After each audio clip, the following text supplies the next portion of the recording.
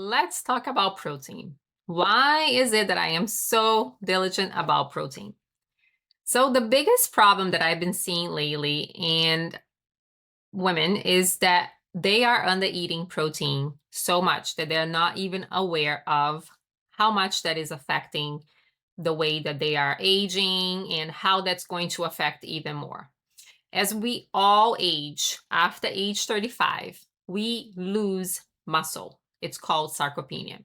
So no matter what, once we hit that point, we start losing muscle.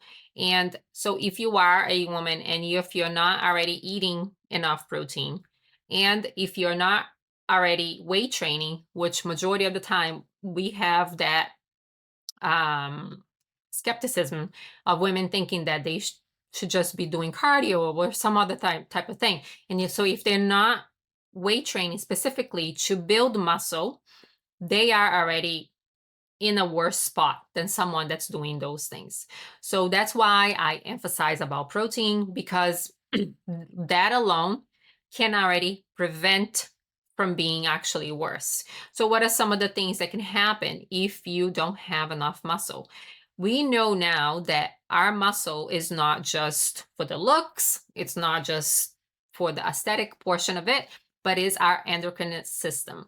So what does that mean? It's the way that our body runs and functions. So you cannot build muscle even if you are going to the gym, and if you're doing a couple sets, if you are not eating enough protein, and like we just discussed before, if you're not weight training properly in order for you to cause that synthesis so your body will produce muscle tissue, right?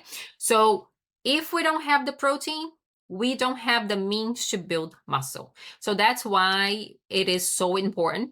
And especially if you are in a weight loss, because you are going to lose a little bit of lean tissue anyway. We can't, just like the same way that we can't we can't choose where we lose the weight, we can't really choose what we lose. So that's why we have to be proactive with the protein and the weight training, because we are going back at it with the food to nourish it and with the work to build it.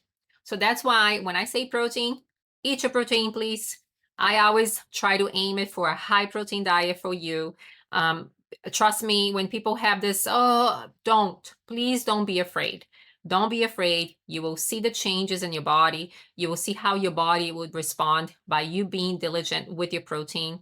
That is the only way that you're going to achieve the body composition, to change your body composition, and to really get the benefits of longevity, and to see how you're going to start aging gracefully and start feeling better. Okay, we cannot build that body without nourishing properly.